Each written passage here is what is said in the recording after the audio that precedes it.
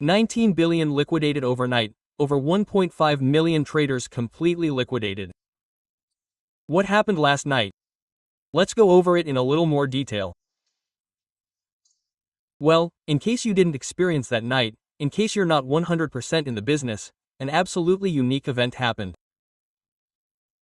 Well, not unique, there have been others, but this one is unique in its importance. 19 billion liquidated. 19 billion liquidated. The biggest event ever and 20 times bigger than any other.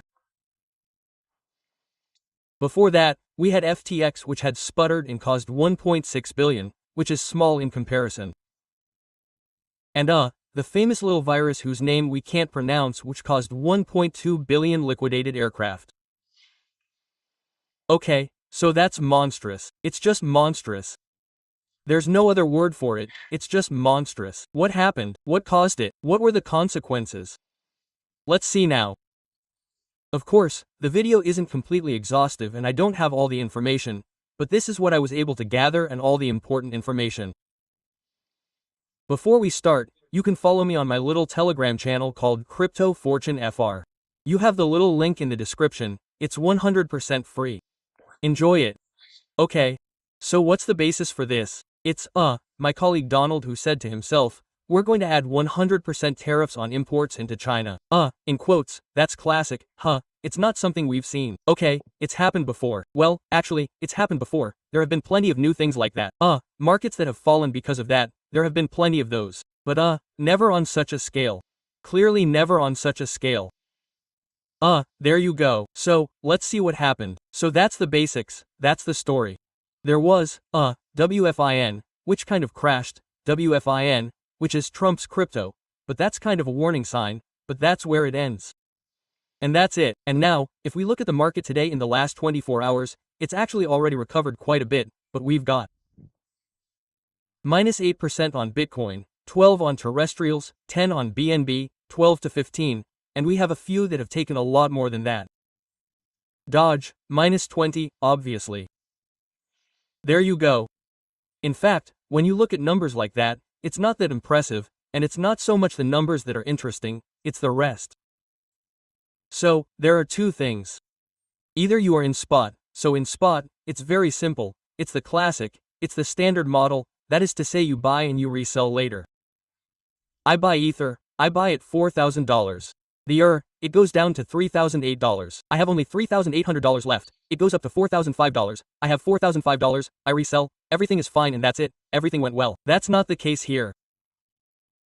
What happened is that there are a lot of traders who are using leverage and, by the way, we made a lot of videos ourselves on the channel about leverage, since it was the method of the moment with Aster in particular, with Paradex which is coming out, with everything and which, they are hyperliquid and which, they will encourage you to use leverage. What is leverage? If Bitcoin goes up from 100 to 110,000, it has gained more than 10%. If you leverage X2, you gain 20% instead of 10%. Of course, there is a small counterpart to this. You have a liquidation price. If Bitcoin falls below a certain value that is defined in advance according to your liquidation, well, the exchange will sell all your money directly and recover the money for itself since it is obliged to reimburse itself. There you have it, and that's what happens in these moments, is that the price suddenly falls. If the price falls, there is an initial liquidation, and so, suddenly, the exchange will sell your, starting with Bitcoin for example. Taking the land, he will sell your land to recover the liquidity, since, in the event that by making this sale, he will cause the price of the to fall, which will lead to other liquidations, and this is what is called the concept of liquidation cascade. That's not all. And there is a second much more important element that comes into play, well both are important and both come into play, which is that you have on the crypto market, particularly on the centralized exchange market, what are called market makers. Here, you have the short Wikipedia definition here, but a market maker is very simple. Here, for example, we have Penguin at 2,413, the market maker, he will place buy and sell orders here at 2,406 to 2,405 and he will put a ton on both sides. Which means that people will buy and sell and therefore it allows for liquidity.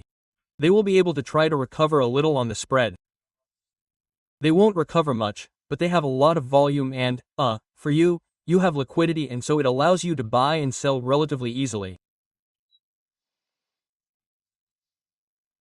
However, during events that have high volatility of possibilities, either the market makers, it goes much too quickly, and in these cases, they will be completely caught up, or they simply withdraw, that is to say they remove all their orders.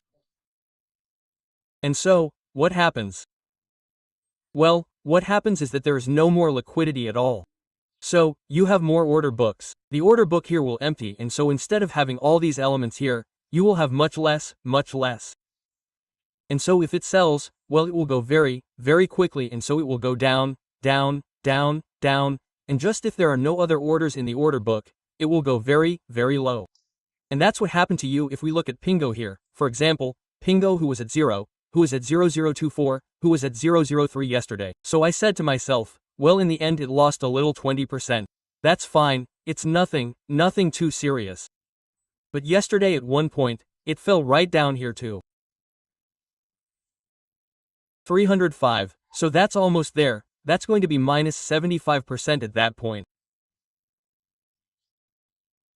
And 75% of the time, if you are leveraged and you are long with leverage, inevitably at that level, whatever your leverage, then we will see that you are much too low, so the extirpator will liquidate you and recover the money, and that is what happened mostly.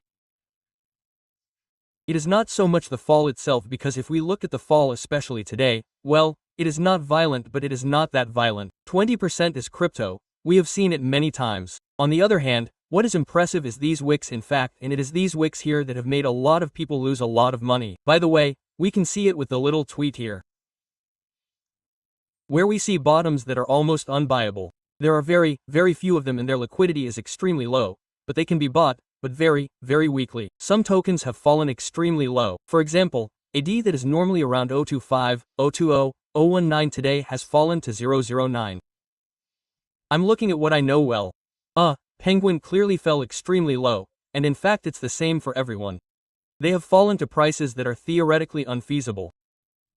We have TIA that has fallen very low, very low. Atom has fallen and has made us more than 96%. And so in the end, it means that if you were at any leverage, whatever the leverage, you were bound to be liquidated.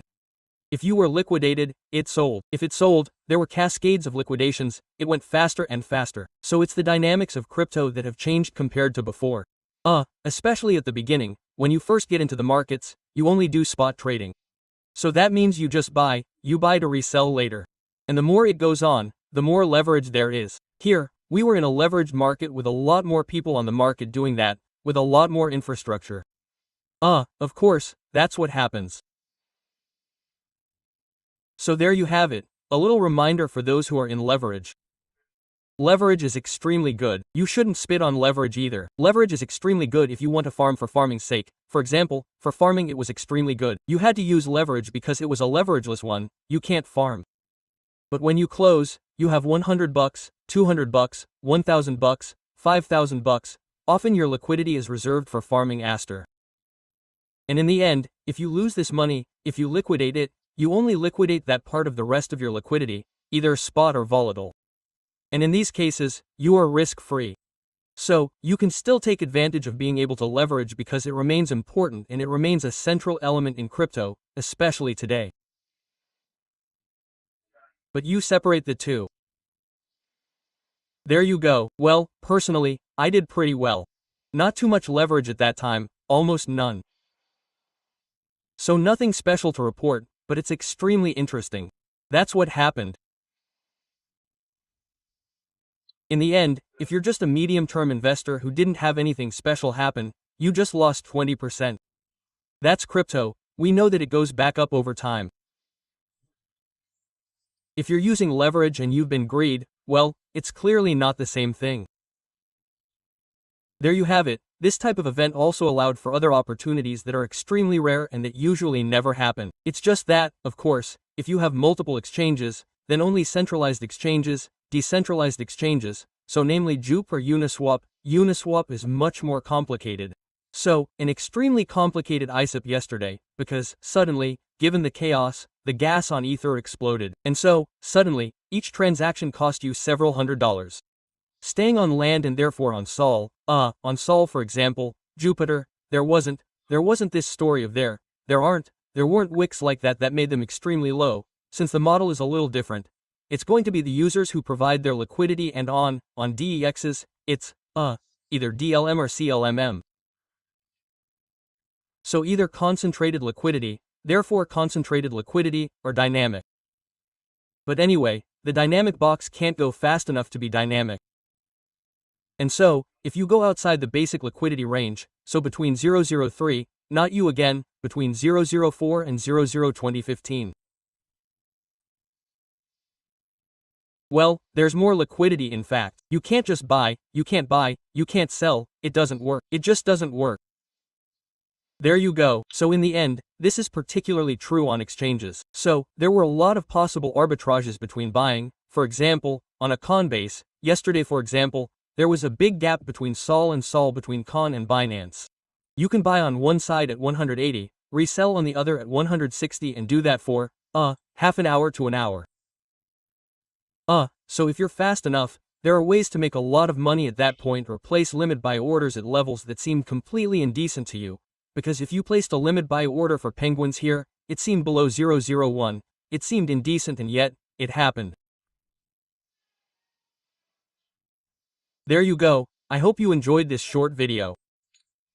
I hope I was clear enough. It wasn't necessarily easy to explain all that. It's not something I fully understand, but I thought it would be a good idea to make a short video about it. Feel free to give me feedback in the comments. I'm curious to hear your feedback on whether you liked it or not. If you want more videos like this. There you go. Until then, take care, make money, and don't lose too much either. See you very soon for another video, and until the next one.